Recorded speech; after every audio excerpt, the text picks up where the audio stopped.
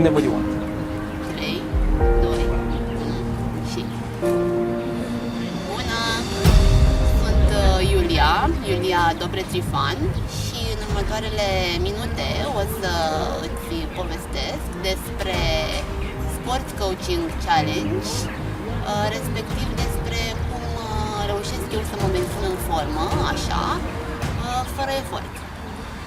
Chiar acum am terminat de alergat într-o cursă de 10 km organizată într-un parculeț în mijlocul naturii și ce e cel mai relevant față de vis-a-vis de cursa aceasta este că eu nu fac sport de performanță.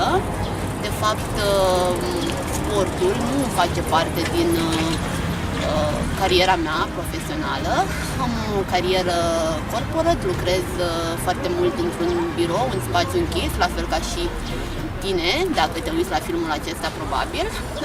Fac sport doar pentru a trăi sănătos și pentru starea mea de bine. După cum poți să observi, tocmai ce am terminat de alergat 10 km și sunt foarte veselă. Am alergat 10 km ultima oară în toamnă, în septembrie, și tot ce am făcut ca să reușesc acum să alerg acești 10 km este că fac activitate zi de zi într-un mod care mi este mie foarte natural, respectiv alegând acele exerciții prin care mă simt bine și care mi se potrivesc. Cum am ajuns să fac chestia asta, cum am ajuns să am o viață activă fără efort? Păi, în urmă cu câțiva ani, trăiam sedentar, adică nu făceam sport deloc. De atunci și până acum am trecut prin mai multe etape, am fost pe la sală, am lucrat cu antrenor personal, iar ceea ce fac de câteva luni încoace, și despre asta vreau să-ți povestesc acum, este Sport Coaching Challenge, respectiv lucrez cu un life coach pe obiectivul de a dezvolta eu o viață activă fără efort.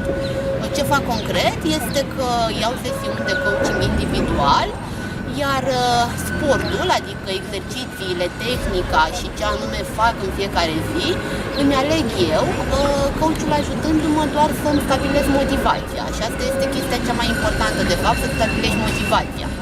Pentru că dacă, la fel ca și mine, nu vrei să faci sport de performanță, vrei doar să faci sport pentru a trăi sănătos, n-ai nevoie neapărat să mergi la o sală, n-ai nevoie să lucrezi cu un antrenor personal sportiv, pentru că, după cum ziceam, nu vrei să faci performanță. Ce ai nevoie însă este să îți conștientizezi propriile motivații, propriile limitări, propriile convingeri limitative și exact pentru asta Sport Coaching Challenge, care este un pachet de servicii de coaching despre care o să vă povestim mai mult în următoarea perioadă, ar putea să ți se potrivească. Ce aș mai putea să zic eu este că, după cum ziceam, deși am fost pe la sală și am lucrat cu antrenori personali, adică alerg din când în când, fac tenis, fac squash, adică fac tot felul de sporturi, la fel ca și tine probabil, am trecut printr-o groază de justificări. Adică e adevărat că n-am timp, e adevărat că n-am energie, e adevărat că de multe ori e dificil să mai vreau seara să lucrez 15 minute sport după o zi obositoare. Toate astea sunt scuze, adică sunt scuze, repet, prin care și eu am trecut, sunt niște justificări, niște explicații pe care fiecare dintre noi ne le dăm în mod natural, dar care pot, cu ajutor de specialitate, de exemplu lucrând cu un life coach profesionist, să fie depășite cu foarte mare ușurință.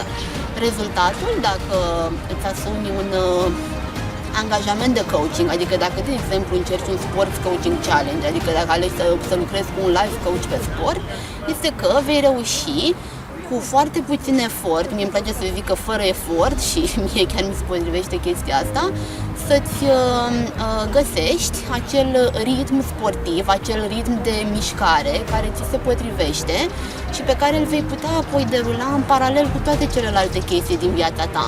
Adică nu va trebui să renunți la job, nu va trebui să renunți la familie, nu va trebui să renunți la prieteni, de fapt nu va trebui să renunți la nimic.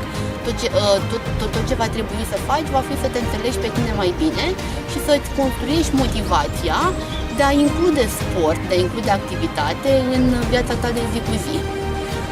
despre ce înseamnă de fapt Sports Coaching Challenge. O să vorbesc eu sau coachul cu care am lucrat eu într-un filmuleț viitor. Așa că îți mulțumesc și pe data viitoare!